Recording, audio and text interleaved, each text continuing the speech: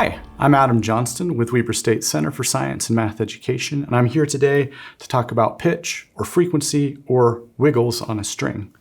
I thought we'd start with some tuning forks, which give us pitches that have a certain key or note that we can tune into, and we just give them a quick thwack with a mallet.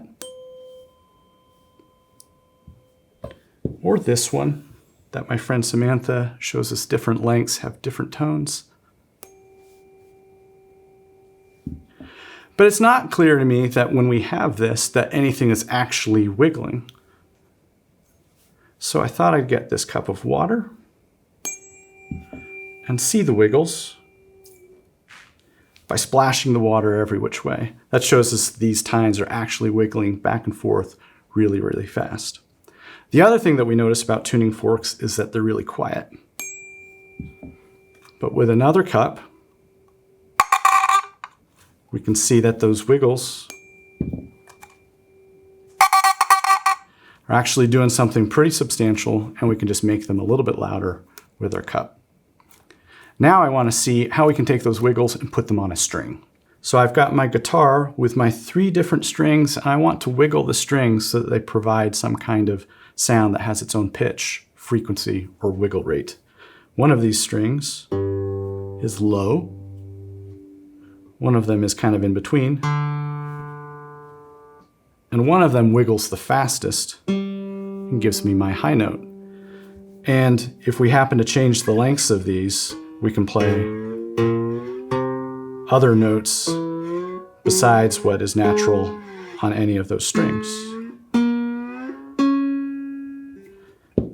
But what we really want to get at an investigation is to see how changing the tension or tightness of one of these strings also changes our pitch or frequency or wiggle rate.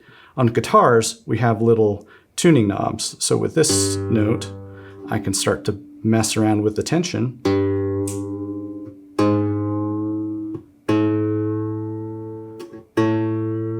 And make it really out of tune with the other strings.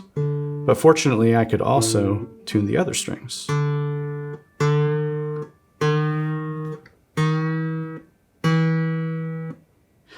But I probably don't have a bunch of guitars lying around that I can do science investigations with.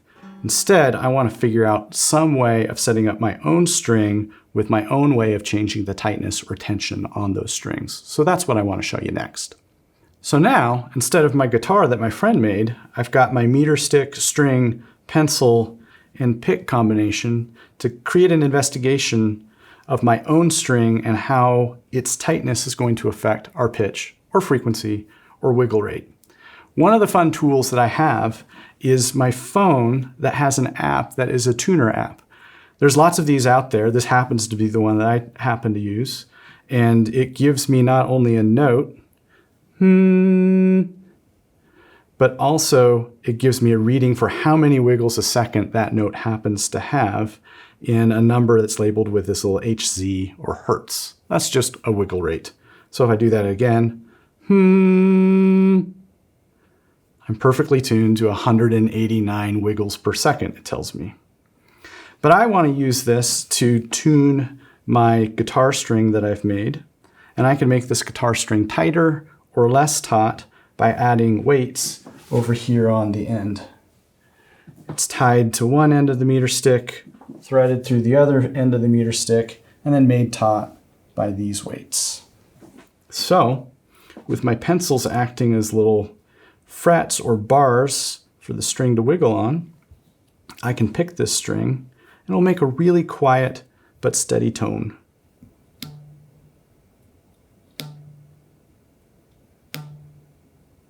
And it's a little sharp of D, it says. It's 148 wiggles per second. Now if I add weights on the end of my string, I'm going to make that string tighter. And then I'm going to pluck it.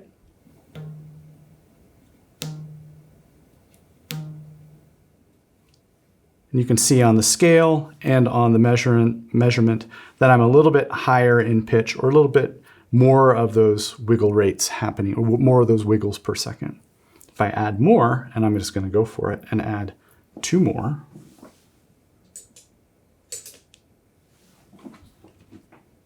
we can predict, imagine what the possibilities could be.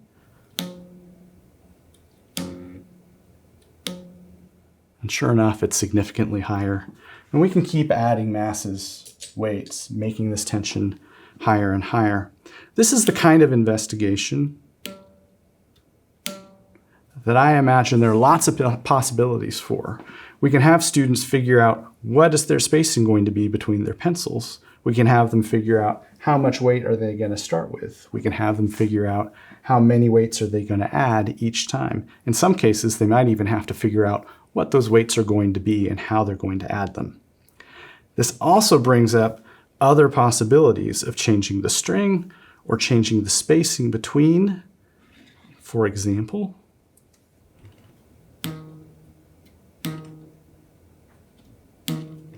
or just like my slide guitar,